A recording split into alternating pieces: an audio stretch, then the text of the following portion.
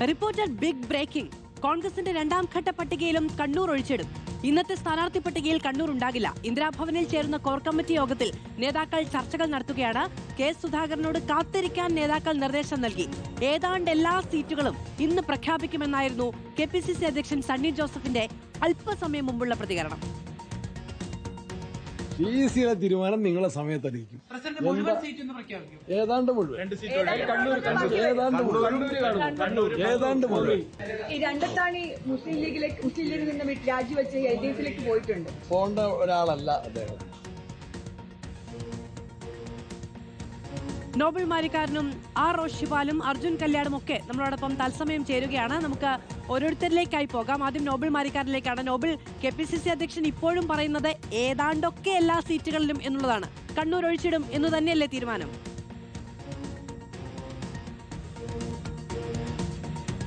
മധു, കോൺഗ്രസിന്റെ രണ്ടാം ഘട്ട സ്ഥാനാർത്ഥി പട്ടിക ഇന്ന് വരും എന്ന് ഉറപ്പാണ്. പക്ഷേ അതിൽ എത്ര മണ്ഡലങ്ങൾ ഉണ്ടാകും എന്നായിരുന്നു പ്രധാനപ്പെട്ട ചോദ്യം. ഏതാണ്ടൊക്കെ ഇനിയിപ്പോൾ വരുന്ന 37 സീറ്റുകളും പ്രഖ്യാപിക്കും എന്ന് KPCC അധ്യക്ഷനും പ്രതിപക്ഷ നേതാവും പറയുമ്പോൾ അതിൽ കണ്ണൂർ ഉണ്ടാകില്ല എന്ന സൂചനയാണ് ഇപ്പോൾ പുറത്തേക്ക് വരുന്നത്. കാരണം കണ്ണൂരിന്റെ കാര്യത്തിൽ എന്നല്ല, കെ സുധാകരന്റെ കാര്യത്തിൽ വീണ്ടും പാർട്ടി പുനരാലോചന നടത്തുകയാണ്. കാരണം കെ സുധാകരൻ കരുത്ത സമ്മർദ്ദത്തിലാണ് ഇപ്പോഴും ഉള്ളത്. താൻ മത്സരിക്കുമെന്ന നിലപാട് നേതാക്കളോട് ആവർത്തിച്ച് വ്യക്തമാക്കുന്നു. അതുമാത്രമല്ല, മത്സരിക്കാൻ വേണ്ട മറ്റെല്ലാ പേപ്പർ വർക്കുകളും പൂർത്തിയാക്കുന്നു. അതുമായി ബന്ധപ്പെട്ട മറ്റ് കാര്യങ്ങൾ ചെയ്യുന്നു. സ്വാഭാവികമായും കെ സുധാകരന് സീറ്റ് നൽകിയില്ലെങ്കിൽ അദ്ദേഹം സ്വതന്ത്രമായി അടക്കം മത്സരിക്കുമോ, വാർത്താ സമ്മേളനം നടത്തി പ്രവർത്തക സമിതി അംഗത്വം അടക്കം രാജിവെച്ച് പാർട്ടിയെ സമ്മർദ്ദത്തിലാക്കുമോ എന്ന ആശങ്ക നേതൃത്വത്തിനുണ്ട്. പ്രത്യേകിച്ച് തെരഞ്ഞെടുപ്പ് കാലമാണ്. അതുമാത്രമല്ല, കണ്ണൂരിൽ ഇതിനോടകം തന്നെ കാര്യങ്ങൾ കൂടുതൽ വഷളായിരിക്കുന്നു.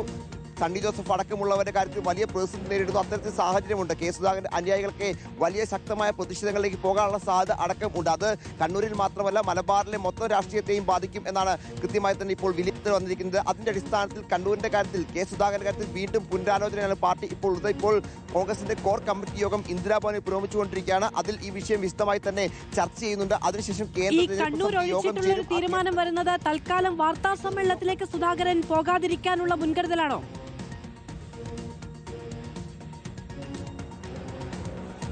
തീർച്ചയായും ഇപ്പോൾ കെ സുധാകരനോട് കാത്തിരിക്കാൻ പാർട്ടി നിർദ്ദേശം നൽകിയിരിക്കുന്നു എന്ന് അറിയാൻ കഴിയുന്നു. അതായത് പെട്ടെന്ന് വാർത്താ സമ്മേളനമോ അല്ലെങ്കിൽ മറ്റ് കട്ട് തീരുമാനങ്ങളോ എടുക്കേണ്ടതില്ല, അല്പം കാത്തിരിക്കൂ എന്ന് പറയുമ്പോൾ ഒരുപക്ഷെ ഇന്നൊരു രണ്ടാമത്തെ പട്ടിക, ഇപ്പോൾ ഒരു പട്ടിക ഇന്നലെ വന്നു, രണ്ടാമത്തെ പട്ടിക വരുന്നുണ്ട്. മറ്റൊരു പട്ടിക ഒരുപക്ഷെ ഈ പറഞ്ഞ കണ്ണൂരിന്റെ കാര്യം മാത്രം പ്രഖ്യാപിക്കാനുള്ള സാധ്യത നമുക്ക് തള്ളിക്കളയാൻ കഴിയില്ല. എന്താണെങ്കിലും നിലവിൽ കണ്ണൂരിന്റെ കാര്യത്തിൽ പൂർണ്ണമായും വാതിലുകൾ കെ സുധാകരന് മുന്നിൽ നേതൃത്വം അടച്ചിട്ടില്ല എന്ന് വ്യക്തമാക്കുന്നത് കൂടിയാണ് ഇപ്പോൾ വന്നിരിക്കുന്ന ഈ നീക്കങ്ങൾ. അതായത് കെ സുധാകരന് ഒരുപക്ഷെ ഇളവ് നൽകാനുള്ള സാധ്യത ഈ ഘട്ടത്തിൽ നമുക്ക് തള്ളിക്കളയാൻ കഴിയുന്നില്ല. കാരണം കണ്ണൂരിൽ കെ സുധാകരന്റെ ശക്തി എന്താണെന്ന് സണ്ണി ജോസഫ് അടക്കമുള്ള നേതാക്കൾ കൃത്യമായി തന്നെ അറിയാം. പേരാവൂരുണ്ടാക്കാൻ പോകുന്ന ഒരു വലിയ തിരിച്ചടിയെ കൃത്യമായി തന്നെ പാർട്ടി വിലയിരുത്തുന്നുണ്ട്. ആ പശ്ചാത്തലം ഒക്കെ വെച്ചുകൊണ്ട് കണ്ണൂരിൽ കെ സുധാകരനെ മത്സരിപ്പിക്കാനുള്ള നീക്കത്തിലേക്ക് കോൺഗ്രസ് കടക്കുന്നു. അങ്ങനെ കണ്ണൂർ മാത്രമല്ലല്ലോ, അപ്പോൾ കോന്നിയിൽ തീരുമാനം എന്താകും? ഈ ഏറെക്കുറയിൽ കോന്നി ഉൾപ്പെടുമോ? കോന്നിയുടെ കാര്യത്തിൽ ഏറെക്കുറെ അത്തരത്തിലൊരു തീരുമാനത്തേക്ക് പോകുമെന്ന് പ്രധാനപ്പെട്ട നിലവിൽ കോന്നിയുടെ കാര്യത്തിൽ ഒരു തീരുമാനം എടുത്തുണ്ട്. സതീഷ് കൊച്ചുപറമ്പിന്റെ പേര് കേന്ദ്ര തെരഞ്ഞെടുപ്പ് കമ്മിറ്റിക്ക് യോഗം കൈമാറിയിട്ടുണ്ട്. അതോടൊപ്പം തന്നെ അവിടെ മറ്റൊരു പേര് കൂടി, റോബിൻ പീറ്ററിന്റെ പേര് ഒരുപക്ഷെ ഉയർന്നു വന്നേക്കാം. കാരണം അവിടെ അടൂർ പ്രകാശിന് താല്പര്യമുള്ള ആരെ മത്സരിപ്പിക്കണമെങ്കിൽ അതിന് തയ്യാറാണ് എന്ന നേതൃത്വം അറിയിച്ചിട്ടുണ്ട് എന്ന് അറിയാൻ കഴിയുന്നു. അങ്ങനെ ഒരുപക്ഷെ റോബിൻ പീറ്ററിന്റെ പേര് കൂടി അങ്ങോട്ട് ഉയർന്നു വരാനുള്ള സാധ്യതയുണ്ട്. നിലവിൽ സതീഷ് കൊച്ചുപറമ്പിൽ, അദ്ദേഹത്തെ DCC പ്രസിഡന്റാണ്, അദ്ദേഹത്തിന്റെ പേര് വെച്ചുകൊണ്ടാണ് കേന്ദ്ര തെരഞ്ഞെടുപ്പ് കമ്മിറ്റിക്ക് ആ ലിസ്റ്റ് കൈമാറിയിരിക്കുന്നത്. പക്ഷേ അങ്ങനെ ലിസ്റ്റ് കൈമാറുമ്പോൾ കണ്ണൂരിന്റെ കാര്യത്തിൽ ഒരു ചർച്ചയും നടന്നതായി ആ ലിസ്റ്റിൽ പരാമർശിക്കുന്നില്ല. കണ്ണൂരിന്റെ പേര് പോലും പരാമർശിക്കാത്ത ലിസ്റ്റാണ് കൈമാറിയിരിക്കുന്നത്. അതുകൊണ്ടാണ് കണ്ണൂർ വീണ്ടും റീഓപ്പൺ ചെയ്യുമെന്ന് നേതാക്കൾ വ്യക്തമാക്കുകയും ചെയ്തു. നിലവിൽ കോന്നിയുടെ കാര്യത്തിൽ ഒരു തീരുമാനം ഉണ്ട്. DCC അധ്യക്ഷൻ, പത്തനംതിട്ട DCC അധ്യക്ഷൻ മത്സരിക്കേണ്ട തീരുമാനത്തിലാണ് പാർട്ടി ഉള്ളത്. പക്ഷേ കെ സുധാകരന്റെ കാര്യത്തിൽ മാത്രമായിരിക്കും ഒരു മാറ്റം ഉണ്ടാവുകയുള്ള സൂചനയാണ് ഇപ്പോൾ നമുക്ക് ലഭിക്കുന്നത്. കാരണം കെ സുധാകരനെ പിണക്കുമ്പോൾ ഉണ്ടാകുന്ന സാഹചര്യം അത് വലിയ തരത്തിൽ പാർട്ടിക്ക് പ്രതികൂലമായി തന്നെ ബാധിക്കും എന്ന വിലയിരുത്തലുണ്ട്. അതിന്റെ അടിസ്ഥാനത്തിൽ കെ സുധാകരന് മാത്രം ഇളവ് നൽകാനുള്ള സാധ്യതയാണ് ഇപ്പോൾ നമുക്ക് കണ്ടുവരുന്നത്. നമ്മളോടൊപ്പം ഉണ്ട് റോഷിപാൽ. സുധാകരന്റെ നിലപാട് എന്താണ്? ഇന്നിപ്പോ ഈ കണ്ണൂർ ഒഴിച്ചിട്ടൊരു പ്രഖ്യാപനം വരികയാണെങ്കിൽ അതിലൊരു അന്തിമ തീരുമാനമാകുന്നത് വരെ വാർത്താ സമ്മേളനം അടക്കം വേണ്ട എന്നൊരു, അത്തരം നീക്കങ്ങളും വേണ്ട എന്നൊരു തീരുമാനമുണ്ടോ?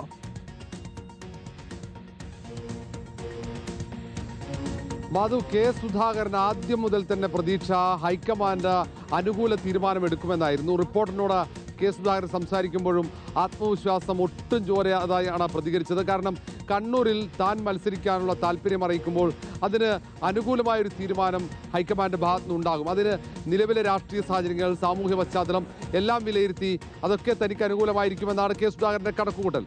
പക്ഷേ അവസാന ഘട്ടത്തിലൊക്കെ ഹൈക്കമാൻഡിന്റെ കൃത്യമായ ഒരു ആശയവിനിമയം അതില്ലാത്ത ഒറ്റ കാരണത്താലാണ് വാർത്താ സമ്മേളനം ഇന്ന് വിളിച്ച തന്റെ രാഷ്ട്രീയ നിലപാട് പ്രഖ്യാപിക്കാൻ കെ സുധാകരൻ തീരുമാനിച്ചത്.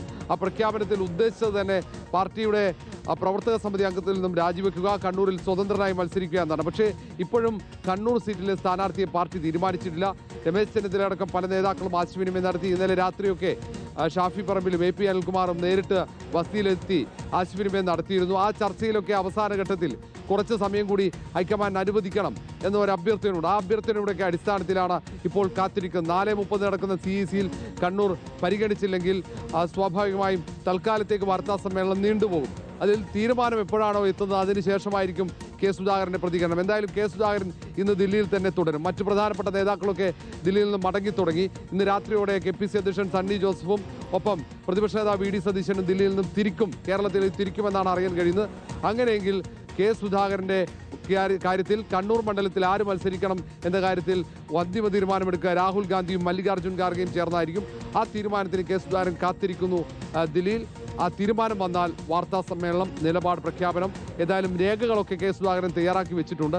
അത് നാമനിർദ്ദേശ പത്രികയ്ക്കൊപ്പം സമർപ്പിക്കാനുള്ള രേഖകളാണ്. ഒരു ഭാഗത്ത് പ്രവർത്തകരും അതായത് സംസ്ഥാന നേതാക്കളുടെ കയ്യിൽ നിൽക്കുന്ന ഒന്നല്ല, അവർ മടങ്ങിയതിനു ശേഷം കേന്ദ്ര നേതൃത്വം പ്രഖ്യാപിക്കട്ടെ. അങ്ങനെയാണെങ്കിൽ സംസ്ഥാനത്ത് ഈ സീറ്റ് പ്രഖ്യാപിക്കുന്നതിന്റെ പേരിലുള്ള മറ്റു കലഹങ്ങൾ കേന്ദ്ര നേതൃത്വത്തിന്റെ തലയിൽ ഇരിക്കട്ടെ എന്നാണോ?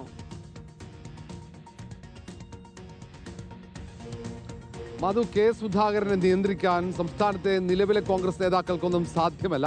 കാരണം കെ സുധാകരൻ എല്ലാ കാലത്തും പ്രവർത്തകരുടെ വികാരമാണ് കെ സുധാകരനെ നിയന്ത്രിച്ചുകൊണ്ടിരുന്നത്. അത് നന്നായി അറിയാം കേരളത്തിലെ എല്ലാ നേതാക്കൾക്കും. അനുനയത്തിന്റെ പാതയിൽ കെ സുധാകരൻ വഴങ്ങുന്നില്ലെന്ന കൃത്യമായ സന്ദേശം അത് സംസാരിച്ച എല്ലാ നേതാക്കന്മാർക്കും നൽകിയതാണ്.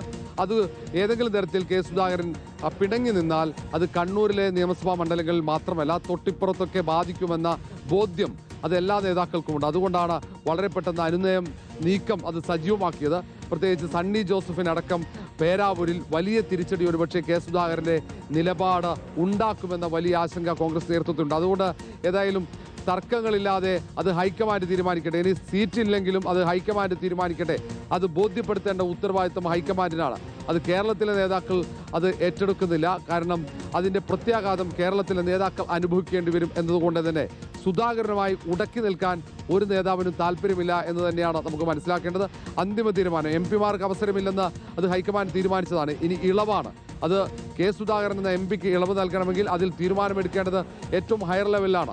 അതിൽ മല്ലികാർജ്ജുൻ ഖാർഗെയും രാഹുൽ ഗാന്ധി അടക്കമുള്ള ടീമിന് മാത്രമേ അതിലൊരു തീരുമാനമെടുക്കാൻ കഴിയുള്ളൂ. അതുകൊണ്ടാണ് ആ ഉത്തരവാദിത്വം, ആ ചുമതല നേതാക്കളെ, ഏറ്റവും മുതിർന്ന പാർട്ടിയെ നയിക്കുന്ന നേതാക്കളെ തന്നെ ഏൽപ്പിക്കുന്നത്.